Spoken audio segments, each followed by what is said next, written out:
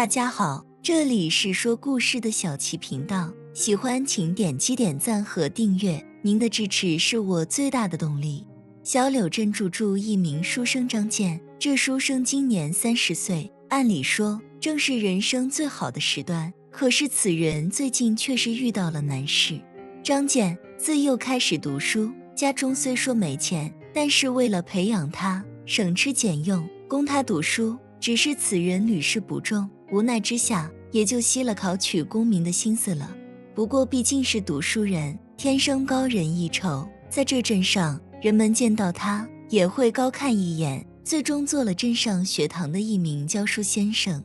每月的报酬养家糊口是足够了，最起码比起那些工匠苦力来说，还是强了不少。父母见此也是无奈，也都认命了。于是开始给儿子操持婚事。读书人在古代不是有句话叫做万般皆下品，唯有读书高吗？所以这亲事可也是费了一番事。妻子的父亲乃是一名商人，虽说算不得巨富，但是家中也是有些钱财的，两家倒是都满意对方，于是亲事就这么成了。两口子成亲之后，倒是也和和美美，出来进去的，令人羡慕。只是随着时间推移，数年过去了，两口子竟然还是没有孩子。这下街坊四邻开始传开了各种不好听的言论。书生倒是无所谓，只是父母也是整日念叨，妻子为此承受了很大的压力，也很少听到笑声了。两人看了不少的郎中，但是都没有什么结果，为此妻子日渐憔悴，书生也是无法。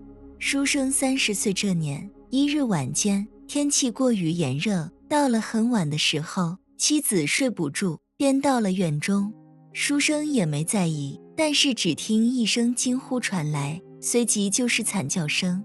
书生顿时惊醒，跑了出来，结果在院中看到妻子躺倒在地，已经人事不省了。父母也都被惊醒，一家子忙活了一番，将妻子抬进了屋中。其实很晚了，书生还是决定去请郎中，因为镇上有住一座医馆，郎中虽说老迈，但是晚上偶尔遇到急诊也会出诊的。书生提住灯笼，急匆匆去了医馆，拍打大门，良久之后才见到了郎中，说明情况之后，郎中跟住过来。可是到了他家，郎中却是皱起了眉头，因为书生的妻子竟是已经死了。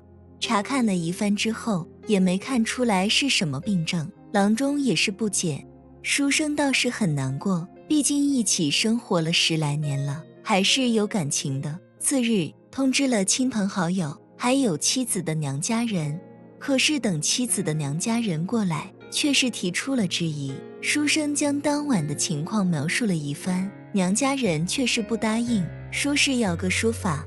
结果此事闹得不小，最后娘家人报了官，说是书生为了孩子害死了自己的妻子，好另娶新妻。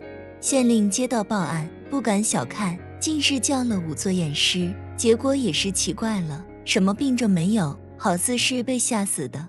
虽说结论惊人，毕竟洗刷了书生的嫌疑，此事最终也就是不了了之了。但是书生的父母却是很生气，自己的儿子差点吃了官司，这可是大事，所以老两口决定赶紧给书生再娶一个妻子，毕竟还得为了延续他家的香火。书生起初是不答应的，毕竟自己的妻子才刚刚过世，这时候说这事有些不是时候，旁人会这么看。但是架不住父母整日催促，毕竟书生是个孝子，最终无奈之下还是同意了。别说这次虽说对方乃是个农家女，但是也是个黄花大姑娘，主要是为了书生的身份，女子嫁过来最起码不用种地了，从乡下到了镇上也是个好事儿，所以这亲事倒是真成了，而且异常顺利。就在书生妻子死去2个月之后，书生迎娶了新妻。此事可是在当地传开了，人们不只是在背后嚼舌根，有的前粹直接点指住书生和其父母。毕竟这事儿说起来的确是令人不齿，妻子刚死2个月，书生便另娶，德行有亏啊。书生是有苦难言，为了照顾父母的情绪，结果自己落了个骂名。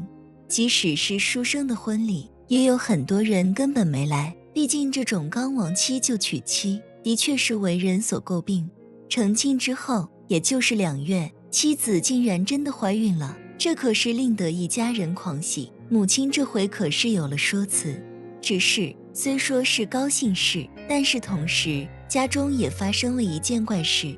每到了晚上，夜深人静的时候，院中便会出来诡异的声响，有时不可闻，有时的动静，即使是睡住了，也能勉强听到。新婚的妻子到了晚上都不敢出屋，睡到半夜，经常被惊醒。书生也是如此，一次摄住胆子走出屋子，可是到了院中，陡然之间，一声咕噜的声响，在这寂静的夜里，好似是鬼怪吞咽食物般，吓得他再也不敢出屋了。老父母也是如此，开始没当回事，但是2人也是被吓得够呛。此事一时在镇上传开了，都说是书生一家损阴丧德，这是书生的前妻过来报复了。这就是绝大多数人的想法。书生老父亲见此，前催请了一位高人过来查看。当然说是请，主要是用钱请。高人在屋前屋后转悠了一番，也没发现什么，最后是象征性比划了一番，拿住钱走了。本以为无事，但是到了夜晚，仍旧是传来了那种诡异的动静，这可是将书生一家人吓坏了。自此之后，书生一家到了天黑，根本就不敢出屋了。邻居也都知道了此事，连个串门的都没有了。即使是到了学堂，那些学生看住书生的眼神，都带住一种轻视，还有不屑。这一日，书生休沐在院子里仔细查找，想要看看究竟是什么东西发出来的声响。只是寻找了一番之后，始终是没有结果，声音只有在晚上才有，而且好像都是那个时辰。就在这时，门外传来了拍打大门的声响。书生看去，一名道士风尘仆仆的样子站在门前。见此，书生赶紧走了过来，因为小镇上几乎从未出现过道士，这里极为偏僻，附近也没有什么道观。要说见到道士，还是书生在数年前进城时看到过一次。到了近前，书生拱手道：“道长有事。”道士带住微笑，起手道：“居士，贫道路过贵地，有些口渴了，过来讨碗水喝。”听到这里，书生没有丝毫的迟疑，说道：“还请道长稍等。”说完就走了进去，片刻之后端住碗走了出来，接过水碗，道士仰头就喝了。不过喝完之后，道士愣了下，看了看水碗，似乎是有些迟疑。书生见了，不解道：“道长这事？”道士想了想，问道：“居士，最近家中可是有些不妥之处？”听到这里，书生顿时大惊，带住不敢置信的神色，叮嘱道士：“道长，真是神人啊！我家中最近还真就出了一桩怪事。”道士听了，来了兴致，那书生便将最近的怪声说了一番，还请道长救我。在下不只是名声坏了，关键是每日活在惶恐之中啊！道长听了，叹了口气，说道：“此事你做的是有些欠妥，不过红尘事，贫道确实无权评论。但是这怪声，贫道倒是可以帮你解决。”听了这话，书生顿时大喜。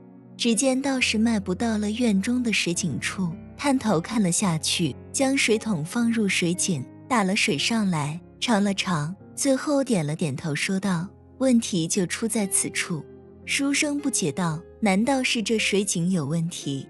道士看了看，说道：“居士，你还是搬家吧。”听了道士所说，书生不淡定了，因为家里只有这么一座宅子，要是搬家，哪有钱啊？